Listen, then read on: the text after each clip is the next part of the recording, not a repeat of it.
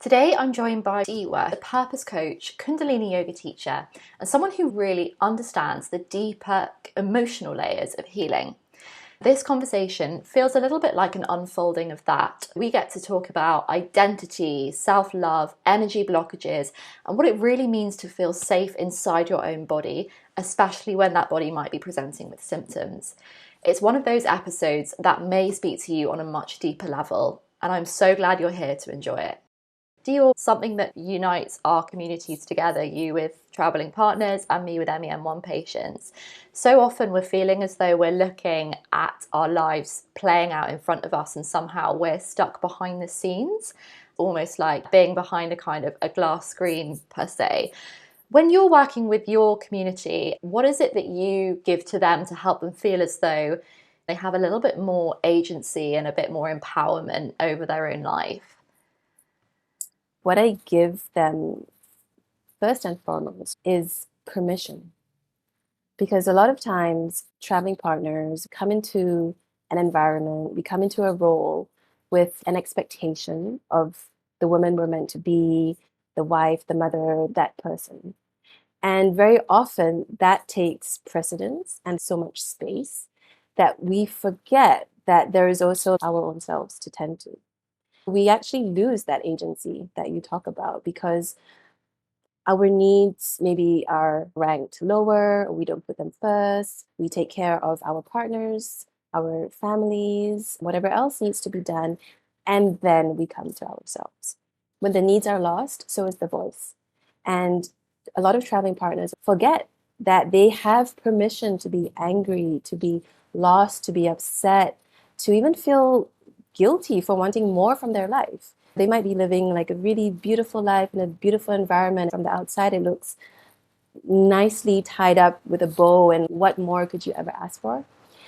But very often there is that deep yearning inside for more because it's that kind of disconnection.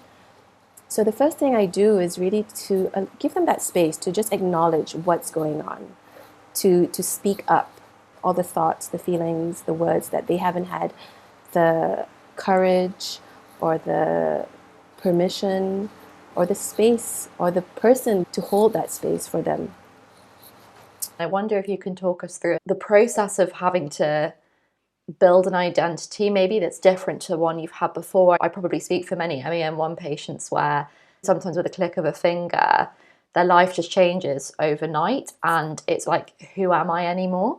Can you talk us through what it was like to rebuild your sense of identity, knowing that you also had something really amazing before, and sometimes that's difficult to let go of, right?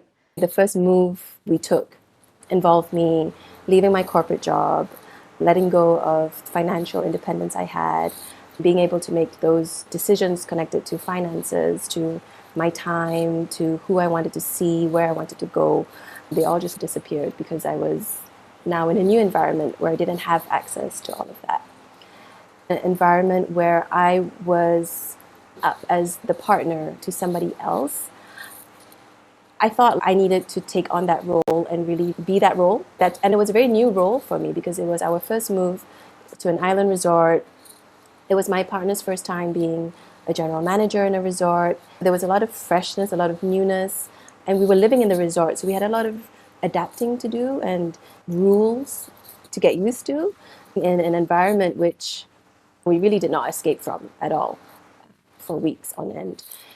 And so I was like, okay, this is my place now, and I need to be this person, and I need to show up in a certain way. And while that probably took me a while to get used to, and I eventually did, what I also quickly realized, that was just one part of me. The person I had to be was very much different to my authentic self, of being this carefree, free, spontaneous, creative, even childlike in a lot of ways, playful kind of person. It took me a while to figure out how can I create that balance for myself. And I went through a lot of, let's say, in the early days or in the early moves, a lot of hiding, unfortunately, because it was intimidating. You come to a new place, everyone's looking at you because you're the boss's wife or you're somebody they think you're meant to be. And you don't want to let your partner down. You don't want to let anyone else down. And I molded myself. And each place was a very different environment. And in each place, I took different amount of time, and I had different ways of unraveling and being my authentic self. I didn't have much support around how to navigate all of that. I was just figuring things out on my own. I think now that I'm a little bit more practiced after living in 4 different countries, I realized that I have the confidence and also the agency to show up as who I am from the very beginning. Whereas I didn't have that before. I would really cling to this identity of being the wife. Now I'm more comfortable in myself, but it was the journey of these different moves and these different environments and really seeing what I needed and what I wanted to be able to embody all of that and to come into this version of myself. I'm not a traveling partner, but I have lived abroad and I have experience as an MEM1 patient. I know we've shared notes on feeling your authentic self and feeling embodied as well. If someone comes to you and just the state of being in their body feels unsafe somehow because they're having to put on a front, or they're having to be someone they're not, or they're constantly hyper aware, hyper vigilant, which you explained when you would first arrive somewhere and people would watch you and maybe wait for you to trip up. How do you help people in that respect learn through your own experience and maybe seen in your community as well? And I really like that you mentioned safety, because personally, in my experience, has always been the anchor I needed to feel safe, to express, and even to acknowledge. And I can remember not feeling safe in my body, not trusting my body. It is uncomfortable. However, I believe that it comes to a tipping point, and you can take back that power, even if it's having to need to just sit down and cry. Love is not always beautiful and sunshiny, right? Self love is actually, to me, being able to hold yourself and to love yourself exactly as you need in that time. And it might be having a really good cry, it might be acknowledging your fear, it might be releasing anger.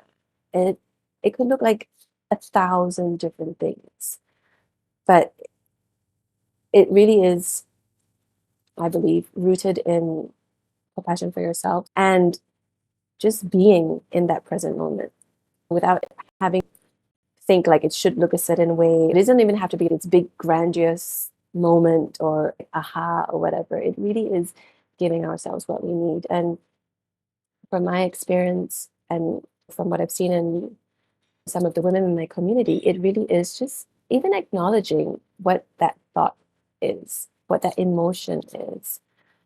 And that brings me to like being able to connect to your body.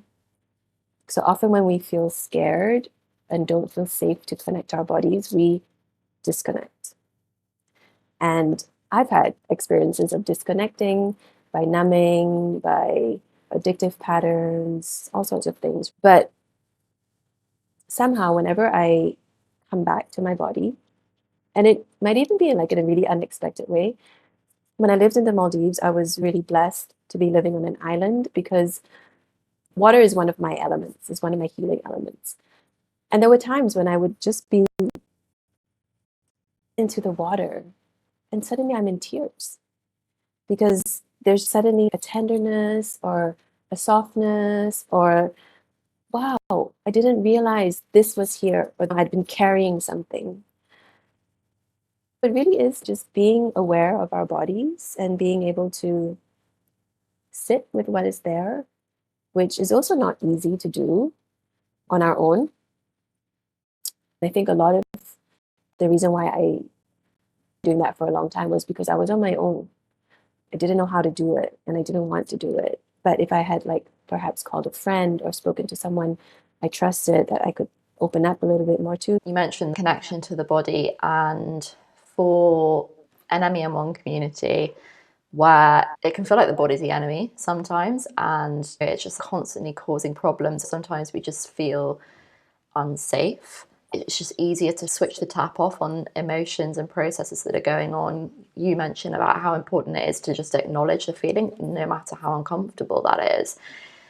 One of your practices I know you come back to and you teach as well is Kundalini yoga, of which I've had a little bit of experience. It was actually one of the first modalities that introduced me to energy blockages and the idea that my disease or my disease was energy stuck in my body. How do you personally use your yoga practice, and when you teach it, how do you see that as helping you find safety in your body and reconnect to something which sometimes is just easier to leave and get out of? I put a lot of trust in the practice. In Kundalini Yoga, we have Kriyas, which Kriya means initiate and complete an action. You could come to a class and say if today's Kriya is about releasing anger, oh, it will focus on asanas or postures or movements, breath work, focus, say, around the liver, where we store anger. You might be doing lots of different movements around that. And I always trust that the Kriya is going to guide what needs to be released. Often I don't feel any form of release, but there have also been moments where I'm just overcome with emotion. I think it's just being very present. Again, it's not like you're doing like some aha pose or you're in like some big grandiose thing or whatever. You could just be sitting there connecting to your body. Maybe your hands are in a mudra and a posture. Maybe there's a mantra playing. And then in that moment of just really dropping in, something connects and that brings a release. When I used to teach, I would always invite my students to just breathe and stay connected to whatever the experience they were having. The one thing about Kundalini Yoga is that it's quite different to a Hatha class or traditional vinyasa classes. And very often it's deliberately structured as it is because it's also meant to challenge you and take you out of your comfort zone and make you question, like, why am I holding my hands up like this for 20 minutes or whatever it is, right? And so I always encourage my students to stay in their thought process and to just be present with what's coming up because that's going to help you deepen your breath. That's going to give you the benefits of the posture. We have celestial communication in Kundalini Yoga. It's movement combined with music. Very often the music has mantra playing. I was in a workshop talking about healing addictive patterns, which I thought I had none of. But there I was trying to heal my addiction to coffee. We had done an exercise and then we closed it with celestial communication. So it was 4 or 5 steps, just coming forward, lifting your arms, coming back, coming into a very simple leg posture, just moving, flowing, but with this mantra guiding us. And we're making a prayer and giving it up to the universe and just surrendering. We did that for maybe 15 minutes. And honestly, it was one of the most powerful things I have ever done because its simplicity of connecting the breath to the body, listening to the music, the emotions started coming up, the grief, the sadness, deep sadness, but then eventually that gave away to peace. And I finished like the exercise feeling light and feeling hopeful and actually feeling more expanded. I believe that a practice like that can do wonders. The key really is being present with it. I've been thinking as we've been speaking of a little paradox, which is that you work with traveling partners, you call yourself a traveling partner, and yet you've barely mentioned your partner at all. And I love that because what I'm finding in my own MEM1 journey, and I believe what you're experiencing yourself, is that it's not about necessarily having our needs met from the outside by other people. It's about learning to connect to something that's coming from within. With MEM1 patients, sometimes it can feel really frustrating because there is so much that's external to our control, whether it's healthcare or anything like that. And I'm sure with people in your community as well, it often feels like that. In a situation where actually it's about meeting our own needs first before looking for someone else to come in and fill that space. How do you help people through that process? It can't be easy if, as we're growing up, we very often have people there to meet our needs for us. How do you find that connection to self? And how does that process become gradually easier, if so, or does it not become easier? I don't know if it becomes easier, to be honest. I think it becomes more intentional when you ask to for your needs to be met. One thing I see a very common pattern, and even from my own experience, was meeting my needs around boundaries, and boundaries of saying no and also saying yes. And this could be saying no to things that were not supporting me or were draining me, but really saying no in a very conscious, self loving way without feeling that guilt or that expectation or, oh, but if I say no, then what are they going to think? Really feeling that no in your body as well. Oh, no, this is what I need. And it's the same with saying yes too, because often you can say yes just half heartedly. Again, not only with people, but with food choices, daily routines. What am I saying yes to? What am I consuming? Like from the fridge, but also on my screen, or who am I hanging out with? What am I doing with my time? Those are all forms of boundaries that we allow in. I believe that is one of the key pillars of self-love and when it comes to meeting our needs, because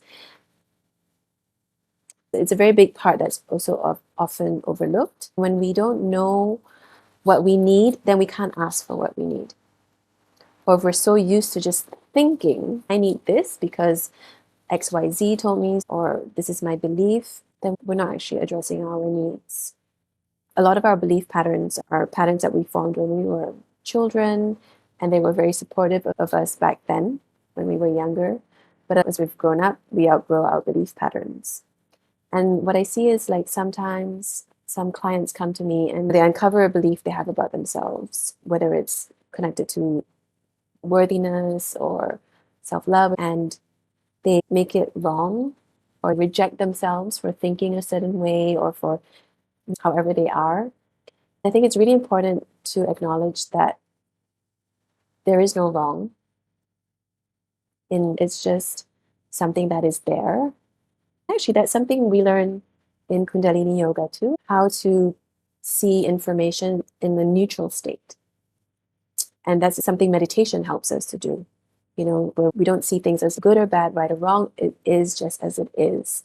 That takes out a lot of the ego wanting to put a label on something or to understand something or to give us a reason for doing something. But I believe if we can just see things as they are, then we're actually in a state of deep compassion for ourselves as well. And not only for ourselves, but for other people. Then the belief becomes, okay, something that I needed, and now I don't need it anymore. It comes up again because of a situation or a conversation, or you feel reactive towards something.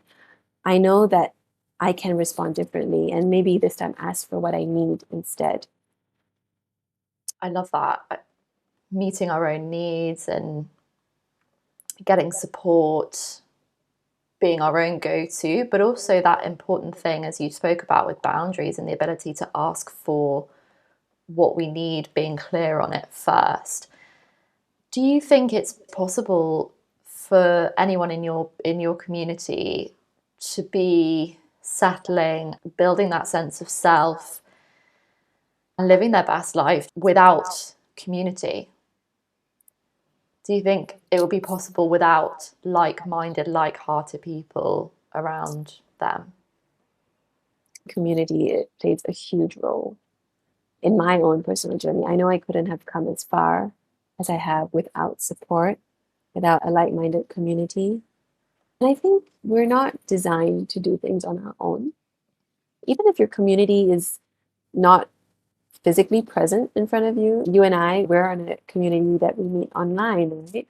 But this is still a community and it's still that support, like minded community. It helps to address one more really important topic, which connects back to everything, which is like the ability to be vulnerable. Because without being able to be vulnerable, we're not going to feel safe and we're not going to be able to ask for what we need. Vulnerability gives us permission to just be ourselves, to be our unrefined, messy, upset, tantrumy, or even powerful, amazing, courageous. It gives us permission to just be ourselves. And this is something which I see a lot of my clients really working on because we are not taught how to be vulnerable, right? We're always told, especially as women, just be strong. You got to have it together. You're the one keeping the family in check, the partner, this, that, this, that. We're always figuring it out ourselves. I can't say how many times myself, when something goes wrong, I'm like, oh, I'll just do it myself. Because we're the fixers and we have to be Wonder Woman or whatever it is, right? And we're not taught to be vulnerable. At least I wasn't. And I can see a lot of my clients the same as well. But there's so much courage in being vulnerable to be able to like really look someone in the eye and tell them exactly how you feel or what you need from your partner. I think vulnerability with my partner is one of the things that I'm least practiced on. It's always the people you're closest to. For me, the ones I have so much edginess with my mom, my sister, my partner. Whereas people who are not my family members, I'm a little bit more comfortable with. For some people, it might be the complete opposite. But I think vulnerability is the real superpower. And I emphasize enough how much that is something that is really connected to self love and to accepting our bodies as they are and knowing that there's no permanence either. Like we're always changing, things always change. The word vulnerability is powerful in so many respects. I think for all communities, but particularly here for you with traveling partners and for me as well with my MEM1 community, where it is not second nature by any means to open up and be seen as struggling or failing in inverted commas, let alone even ask for help. So I think that's something that is going to resonate so much when people listen back to this, that actually we can't help ourselves and we can't be helped until we make space for that. And it feels so difficult at the time, but it becomes intentional. It leaves me with one last question to ask you, which is, for anyone who's watching this back, a traveling partner, maybe even a traveling partner managing MEM1, who knows, that maybe one of those in this community, they've lost their sense of self. They feel like they've lost their identity, struggling to fit in, struggling to create again and go from afresh with all the sense of responsibility, with all the sense of pressure that's being placed on them to be a certain way. Is there something really tangible that you can give to people that will maybe just shift things almost instantly? Maybe it's a personal practice of your own that you love, or something that you wish your younger self might have had. I love this question. One of my go-tos, because I love to write, is to journal. And I've learned to ask myself the question, what do I need right now? Or what is here right now? Or even what am I avoiding? With the intention of really just dropping into the present moment. And when I answered that question in my journal, I just put a timer on my phone for 15 minutes or 20 minutes or however much time I have. And I write that question and I just write and I just let it flow. Sometimes I know exactly what's going to come out, and very often I'm just quite surprised at how the piece ends up. But for me, it's a really great way to just process that because I do that through writing.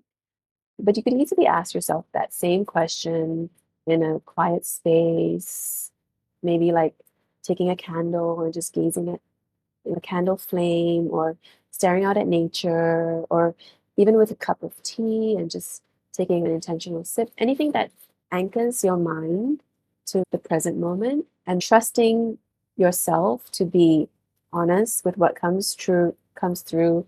It's not something you have to post on Instagram or share with anyone, but it really is that time for yourself to acknowledge, because yeah, that's the most powerful thing you can do for yourself, to really know. I guess it's the same with illness. You want to get to the root so you can really start to address it and to make that long-term healing and transformation.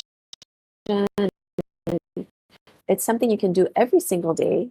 You can even do it many times a day. It's a lifelong practice, really. Each time you practice, you're only going to get better at uncovering yourself. And maybe once you have one layer off, you're going to find another layer and another layer until you get to the root. Doing a practice like that, allocating time for yourself, being gentle, being kind, honest, is one of my favorite go-to practices. I also love writing and I love journaling. So I'm glad you said that. I can speak from experience to anyone who's listening back. It is one of the most powerful modalities of being present, getting to sit with that stuff that we want to leave to one side. And that's, for my experience with ME&1, that's the stuff I really need to look at if I really want to shift my health. I can't thank you enough, Diwa, for your generosity of time and wisdom. I've loved chatting to you. I always love chatting to you and just finding those areas of common ground between not just our own lives, but those of the people in our community as well. I'm taking away a gold mine of wisdom from this episode. So thank you very much for being here, and I hope to have you back on again at some point in the future.